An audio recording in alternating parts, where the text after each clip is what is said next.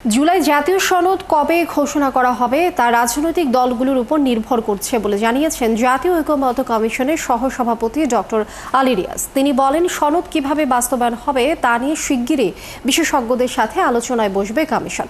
সকালে জুলাই সনদের অগ্রগতি তুলে ধরার সময় তিনি এসব কথা বলেন। বিস্তারিত জানাচ্ছেন ফরহাদ ইবনে মালিক।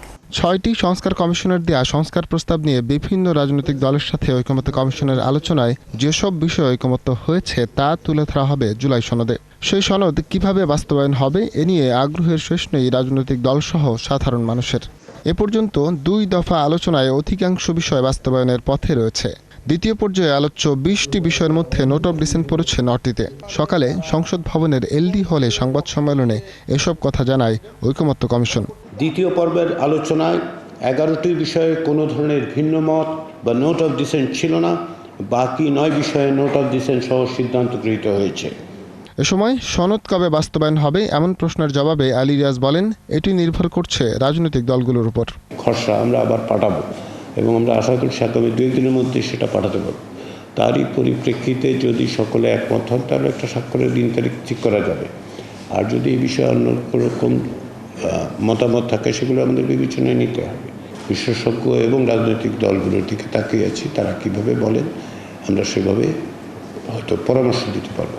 বাস্তবায়নের দায়িত্ব ঐকমত্য কমিশনের নয়।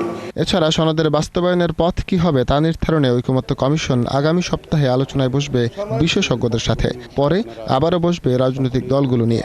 ঐকমত্যের ভিত্তিতে রচিত এবং প্রত্যাশিত স্বাক্ষরিত সনদের বাধ্যবাধকতা নিশ্চিত করা এবং বাস্তবায়নের পদ্ধতি কি হবে তা রাজনৈতিক দলগুলোর সঙ্গে আলাপ আলোচনার মাধ্যমে নির্ধারণ করা দরকার।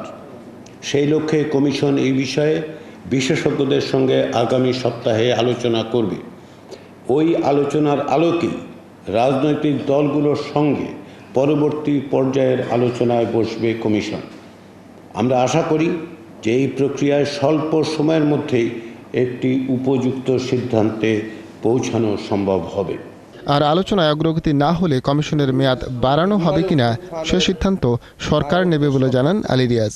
কমিশনের মেয়াদ বাড়ানোর বিষয়টা সরকারের উপর নির্ভর করে, আমরা আলাদা করে সুপারিশ করব না। ফরহাদ ইবনে মালিক, ৭১, ঢাকা। পরিস্থিতি